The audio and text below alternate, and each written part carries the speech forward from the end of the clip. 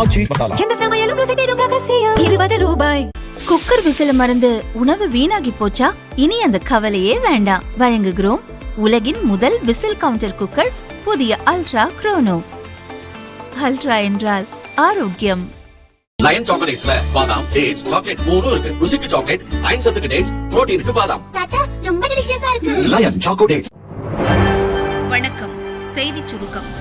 Bullet proof கலாச்சாரத்தை முடித்து வைத்த பிரதமர் மோடி.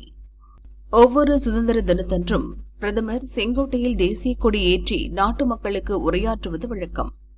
முன்னாள் பிரதமர்களான ராஜீவ், நரசிம்மராவ், மன்மோகன் சிங் உள்ளிட்ட ஏராளமான தலைவர்கள் செங்கோட்டையில் உரை நிகழ்த்தியுள்ளனர். இருந்தாலும் இவர்களில் மோடி மட்டும் தனித்து நிற்கிறார். பிரதமராக முதல் முறையாக பொறுப்பேற்ற போது மோடி செய்த செயல் தற்போது வரையில் பேசப்பட்டு வருகிறது. அதாவது, முன்னாள் பிரதமர்கள் செங்கோட்டையின் மேடையின் புல்லட் ப்ரூஃப் கண்ணாடிக்குள் பாதுகாப்பாக நின்று கொண்டு பேசுவதையே மரபாக கொண்டிருந்தனர். ஆனால் 2014ஆம் ஆண்டு மோடி பிரதமராக பொறுப்பேற்ற பிறகு தனது முதல் சுதந்திர தின உரையின் போது அதை செய்யவில்லை. பாதுகாப்புக்காக அதிகாரிகள் வழங்கிய புல்லட் ப்ரூஃப் கண்ணாடியை நிராகரித்துவிட்டு மக்களிடம் உரையாற்றியதுதான் அனைவரது கவனத்தையும் ஈர்த்தது. இதற்கு பின்னணியில் அதிகாரிகளுக்கும் பிரதமர் மோடிக்கும் இடையே நடந்த உரையாடல் குறித்த விவரத்தை முன்னாள் பாதுகாப்பு செயலாளர் RK மதூர் தற்போது வெளிக்கொண்டு வந்துள்ளார். இதுகுறித்து அவர் கூறியதாவது: 2014ஆம் ஆண்டு ஆகஸ்ட் 15ஆம் தேதிக்கு முன்பாக சுதந்திர தின பாதுகாப்பு ஏற்பாடுகள் குறித்து பிரதமர் மோடியிடம் அப்போதைய புலனாய்வுத்துறை இயக்குநரும் நாங்களும் விவரித்தோம். சாந்தினி சவுக் போன்ற கட்டிடங்கள் இருக்கும் பகுதிகளிலிருந்து செங்கோட்டை மிகவும் தெளிவாக தெரியும் என்பதால் பாதுகாப்பு காரணங்களுக்காக புல்லட் ப்ரூஃப் கண்ணாடி அமைக்கப்பட்டதாக தெரிவித்தோம். ஆனால் அந்த புல்லட் ப்ரூஃப் கண்ணாடியை பிரதமர் மோடி அகற்றுமாறு கூறினார். இருப்பினும் நாங்கள் பாதுகாப்பின் அவசியம் குறித்து எடுத்துரைத்தோம். இதனை ஏற்க மறுத்த பிரதமர் மோடி புல்லட் ப்ரூஃப் கண்ணாடியை அகற்றவில்லை எனில் நான் உரையாற்ற மாட்டேன் என்று கண்டிப்பாக கூறிவிட்டார். இதையடுத்து பாதுகாப்பு துறையினர் மோடியின் கோரிக்கையை ஏற்றனர். ஆகஸ்ட் 14 மற்றும் 15ஆம் தேதிகளுக்கு இடைப்பட்ட இரவில் சுமார் நள்ளிரவு 2 மணிக்கு அந்த புல்லட் ப்ரூஃப் கண்ணாடியை அகற்றினர் என RK மதூர் கூறினார். 2 அமைச்சர்களால் சிக்கல், முதல்வர் விஜய்க்கு தலைவலி, நல்லதில்லை, கவனமாயிருங்க, எச்சரிக்கும் டில்லி. தமிழக முதல்வர் விஜய்க்கு 2 அமைச்சர்களால் சிக்கல் வரும் என டில்லியில் பேசப்படுகிறது. இந்த 2 அமைச்சர்களும் கூட்டணி கட்சிகளைச் சேர்ந்தவர்கள். ஒருவர் மீது ஊழல் குற்றச்சாட்டு இப்போதே ஆரம்பித்துவிட்டது. இன்னொருவரோ மத்திய அரசையும் பாரதிய ஜனதா மூத்த தலைவரும் உள்துறை அமைச்சருமான அமித்ஷாவையும் கடுமையாக விமர்சித்து வருகிறார். இருவரையும் மத்திய உளவுத்துறை கண்காணித்து வருகிறது. ஊழல் குற்றச்சாட்டில் சிக்கியுள்ள அந்த அமைச்சரை பற்றி டெல்லி அரசியல்வாதிகளுக்கு நன்றாக தெரியும். சமீபத்தில் முதல்வர் விஜயை சந்தித்த முன்னாள் மத்திய அமைச்சர் ஒருவர் அந்த அமைச்சரிடம் நீங்கள் கவனமாக இருக்க வேண்டும், அவர் ஊழல் பேர்வழி என எச்சரித்தாராம். இன்னொருவர் மத்திய அரசுக்கும் தமிழக அரசுக்கும் இடையே உள்ள சுமூகமான உறவை சீர்குலைக்கும் வகையில் பேசுகிறார். இவர் பேசுவது பிரிவினையை ஆதரிப்பதாக உள்ளது. இது நாட்டின் ஒருமைப்பாட்டிற்கு நல்லதல்ல என உளவுத்துறை எச்சரித்துள்ளது. தமிழக அரசுக்கு நிதி விவகாரத்தில் உதவ மத்திய அரசு தயாராக உள்ளது என மத்திய நிதியமைச்சர் நிர்மலா சீதாராமன் ஏற்கனவே உறுதியளித்துள்ள நிலையில் இந்த தமிழக அமைச்சர் ஏன் இப்படி பேசுகிறார் என டெல்லி அரசியல் வட்டாரங்களில் வருத்தப்படுகின்றனர்.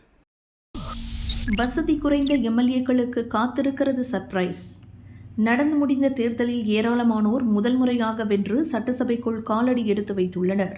அரசியல் செல்வாக்கு ஏதும் இன்றி எம்எல்ஏ ஆகியதில் பலர் தாவேகா கட்சியில் உள்ளவர்கள்தான்.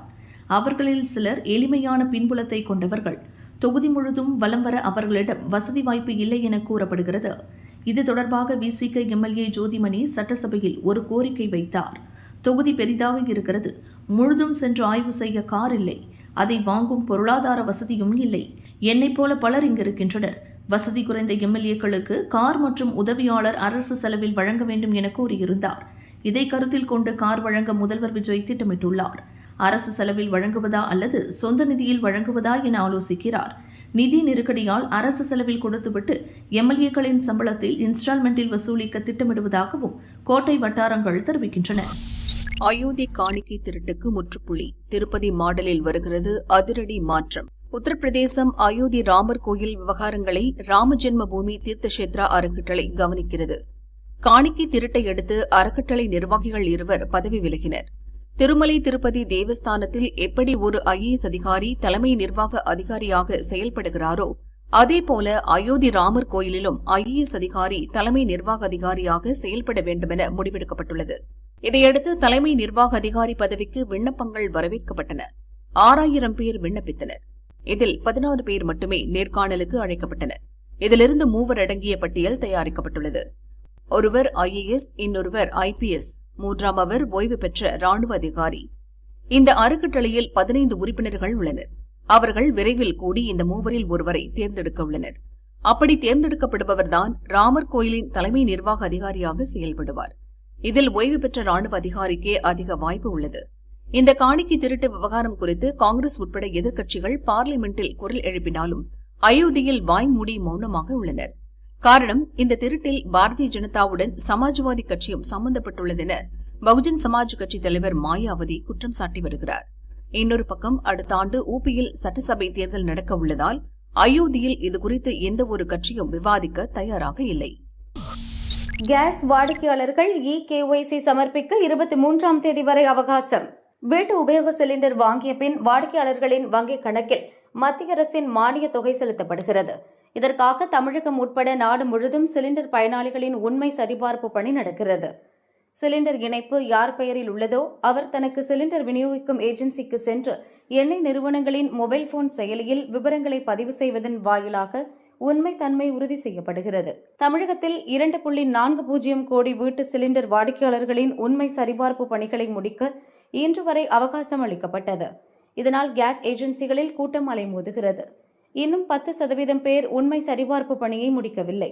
இன்றுடன் அந்த பணிக்கு அவகாசம் முடிவடைய இருந்த நிலையில் வரும் 23ஆம் தேதி வரை அவகாசம் நீட்டிக்கப்பட்டுள்ளது. இந்தோனேஷியாவில் நிலநடுக்கம், பலி எண்ணிக்கை 47ஆக உயர்வு. தெற்காசிய நாடான இந்தோனேஷியாவின் புளோரஸ் தீவு அருகே நேற்று அதிகாலை சக்தி வாய்ந்த நிலநடுக்கம் ஏற்பட்டது. ரிக்டர் அளவுகோலில் 7.7ஆக பதிவானது. நிலநடுக்கத்தின் போது 18 முறை அடுத்தடுத்து நில அதிர்வுகள் ஏற்பட்டதால் கட்டடங்கள் குலுங்கின. இதனால் பீதியடைந்த பொதுமக்கள் வீதிகளில் தஞ்சமடைந்தனர். பல பகுதிகளில் கட்டடங்கள் சரிந்து விழுந்தன. இதில் 47 பேர் பலியாகினர், 13 பேர் காயமடைந்தனர். நிலநடுக்கத்தை தொடர்ந்து கடல் நீர் உள்வாங்கியதால் சுனாமி எச்சரிக்கை விடப்பட்டது. இதைத் தொடர்ந்து நேற்று மாலை மீண்டும் திடீர் நிலநடுக்கம் ஏற்பட்டது. ரிக்டர் அளவில் 6.5 அளவாக பதிவானது. இந்த 2 நிலநடுக்கங்களால் ஏற்பட்ட இடிபாடுகளில் பலர் சிக்கி இருப்பதால் பலி எண்ணிக்கை அதிகரிக்கும் என அஞ்சப்படுகிறது.